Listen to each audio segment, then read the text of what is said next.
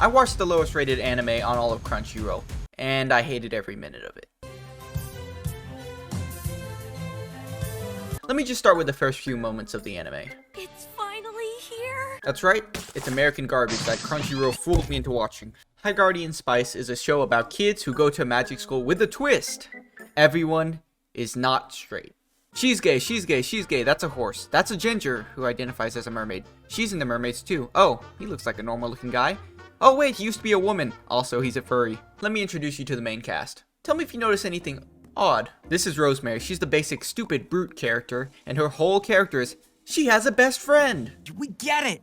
You have one friend and refuse to shut up about it. This is the most annoying character on the show by far. She's just dumb. She has no good moments, and overall is just a garbage character who swings her sword and misses her mommy. Then we have Sage, who's supposed to be the calm, smart character. Her whole character is that she doesn't want to use the new magic because her mommy said bad. No, no, no. Use old magic because I said so.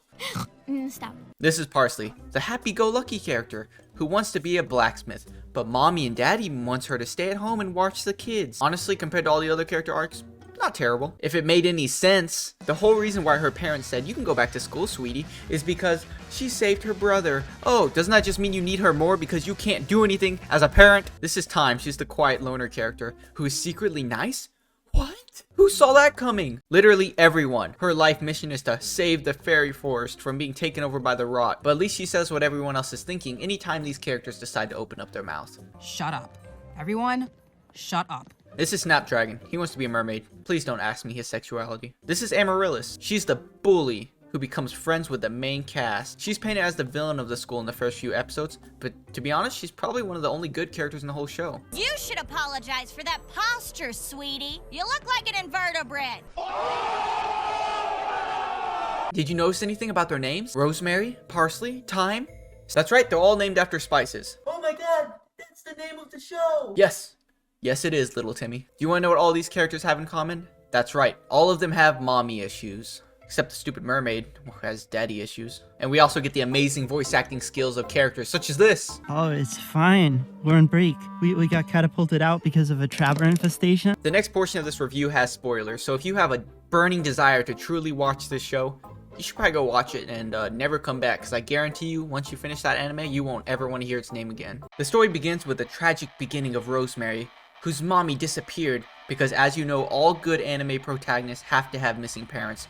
Luffy, Gon, that one kid. I have the power of God and anime on my side. So our brave protagonists will follow in their parents' footsteps and go on to, you guessed it, High Guardian Academy. Oh my gosh, that's the name of the show! So they go and stay with Sage's lesbian cousins. So in case you didn't get that, they leave subtle hints every now and then. Elo's an elf, so her powers merged with mine. Sweetie.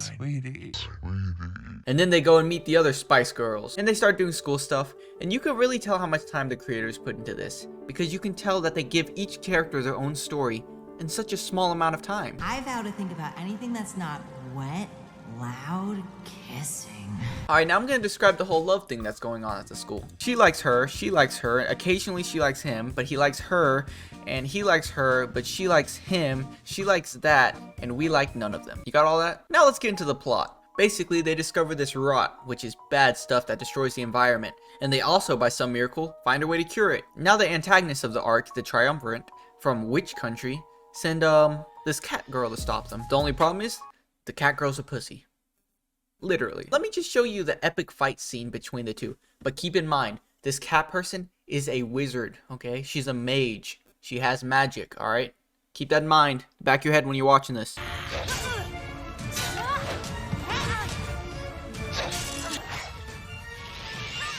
That's right, she decides to not use magic, her one advantage against a swordsman.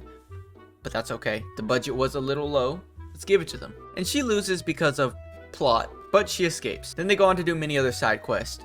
This happens, we get the maze from Harry Potter, and I will only speak about one side quest, the mermaid arc. In this arc, they must help the mermaids who are not safe because the dragon thing wants to kill the mermaids. Snapdragon gets into a fight because this dude says, "Oh, you want to be a mermaid? You're never going to be a real boy." He's probably just mad because he accidentally hit on him. So Snapdragon beats the crap out of this guy. And honestly, you get a thumbs up from Lunar. But the professor says, no, bad fighting. You can't become a mermaid. So let's go talk about our feelings instead. From here, we get introduced to transition magic. They don't got cameras anywhere or any safety mechanisms against this evil organization, but we have transition magic. And my whole problem isn't with the trans magic part. My whole problem is that it slows down the whole pacing of the story.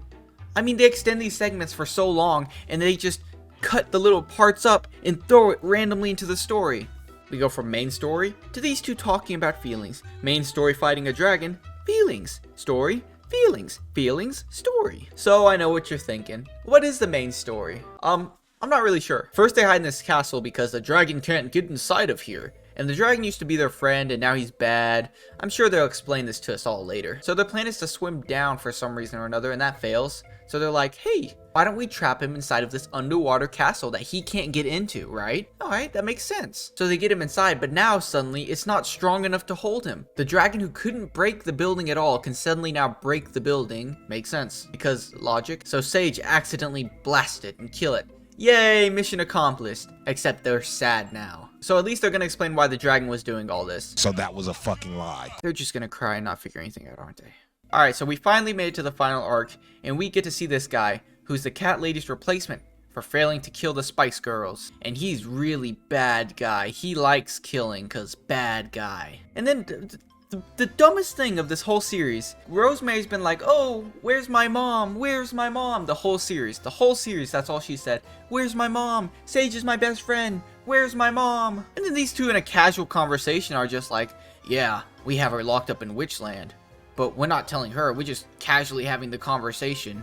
Because this isn't a dramatic reveal we've been waiting for 11 episodes. Her mom's in which country? Her mom is Lavender. So then they have a big final fight, and guess what?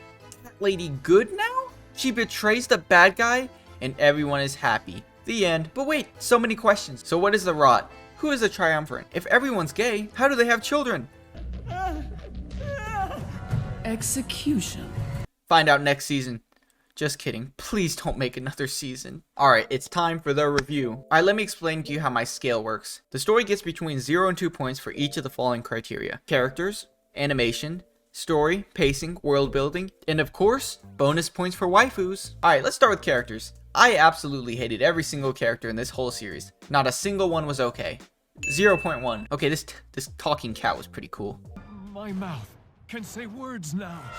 I have got some opinions. Animation honestly wasn't even that bad. It just kind of looks like a Steven's Universe ripoff.